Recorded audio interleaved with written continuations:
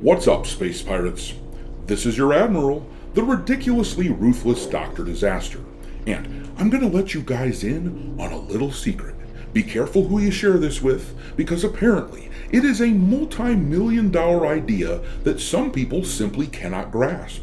But when you make a video game, you should probably ensure that it is, in fact, a game and not a frustration simulator. You don't want your customers doing this when they play it.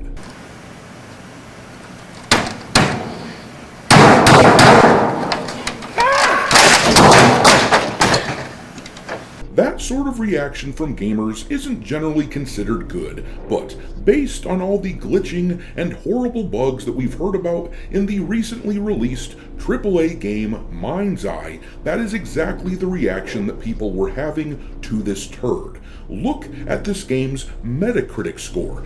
Gamers gave it a putrid 2.6 out of 10, and even the game journalists, who go well out of their way to sell AAA games to the masses, as if that's their job, because it is, but even they gave this thing a 38 out of 100. Everyone has basically the same opinion of this game. You have my permission to die. It's gotten so bad that Sony has even started issuing refunds to anyone who bought the game and asked for it, which is not a common occurrence at all with Sony. In fact, the last time that this happened, as far as I can remember, was with Cyberpunk, when that game released as a broken and buggy mess. And in that instance, CDPR was forced to remove the game from the PlayStation Store for several months in order to fix it. But at least with Cyberpunk, people could tell that behind all the unpolished and unplayable slop, at least they could see a game that a lot of people found appealing. But when it comes to Mindseye, we can see that releasing such an unpolished and unplayable piece of junk was simply an attempt to rip players off. The entire gaming community looked at this game and said, "You unspeakable cad!" And that brings us to this news here. It looks like the studio that made this game, Build a Rocket Boy, once billed as a potential Grand Theft Auto killer, they are now apparently preparing to lay off around a fifth of their workforce at least. And you gotta think, the game is less than 2 weeks old, and they are already doing this. With this blow to their reputation, it seems hard to imagine a world where the whole damn studio doesn't go under at this point. Boy, that escalated quickly.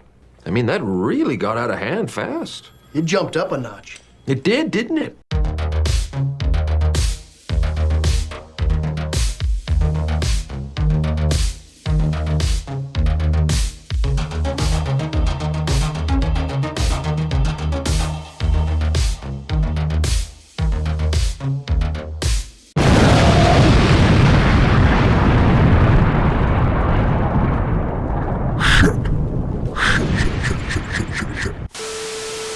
Alright, me hearties, make sure that you hit the like button on this video, share it with your friends, subscribe to the channel if you haven't already, and I've begun uploading some content over onto Rumble as well, so make sure that you follow Dr. Disaster on that site too.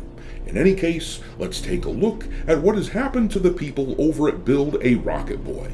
As I was saying earlier, the sort of bugs that we are seeing with this game. When that happened with CD Projekt Red and Cyberpunk, the game was called off for a while, but the thing is, at least CDPR had a history of good games to lean on. The Witcher games were beloved, so people understood that this was a studio which knew what it was doing. That meant that a lot of gamers were willing to give them another chance once they got things cleaned up with Cyberpunk. Mind you, the stain of that release is still a blemish on CDPR's record that isn't something that will go away very fast at all, because let's face it, this sort of thing is not a surprise to these developers. When Ubisoft released Star Wars Outlaws last year, and when that game was filled with game-breaking bugs, I promise you that didn't come as a surprise to them. These companies are fully aware when they release games that are unfinished slop. The reason they do it is because they think they can get by with it.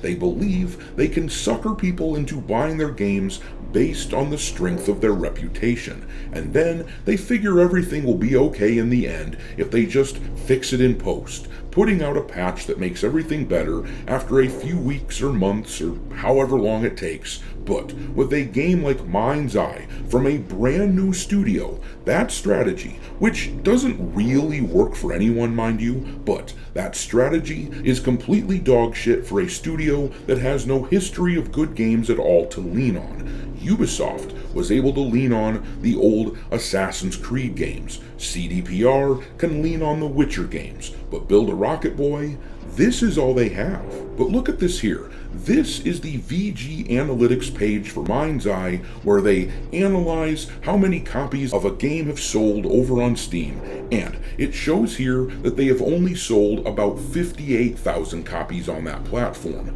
And what's worse is that it is unclear whether this still includes the number of people who have gotten refunds for this game on Steam, a number which I promise is hefty.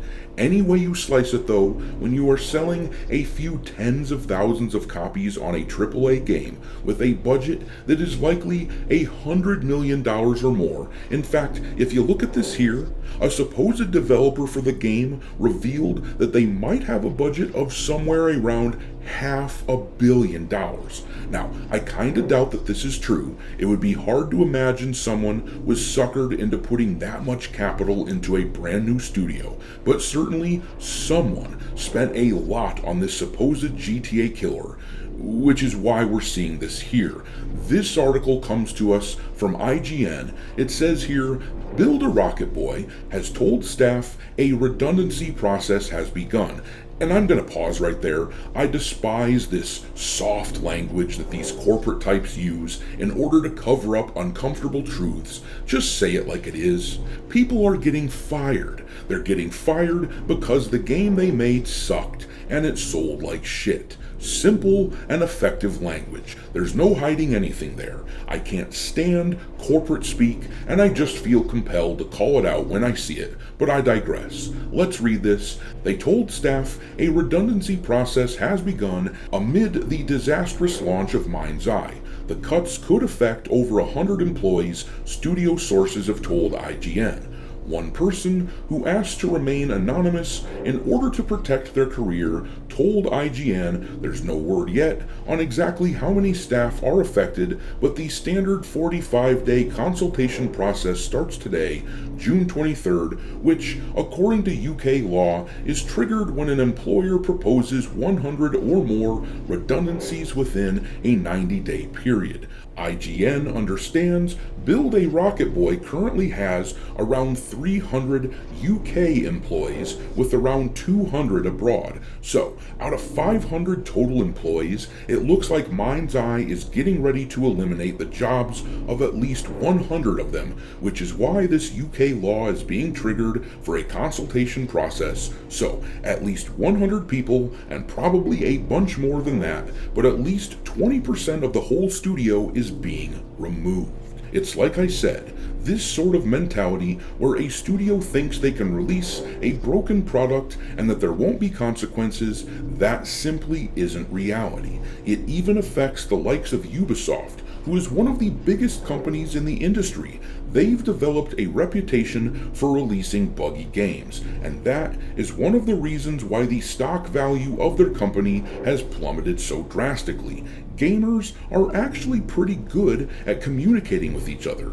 Broken slop does not go unnoticed, and the fact that these consequences are coming at Build a Rocket Boy tells me that whoever is in charge over there categorically does not understand their potential customers, does not know how to run a studio, and in a just world, the bigwigs at the top of the studio would be the first ones to get the axe. But I'm gonna leave it there. Drop your mockery of Build a Rocket Boy and Mindseye into the comment section below, and we will talk there.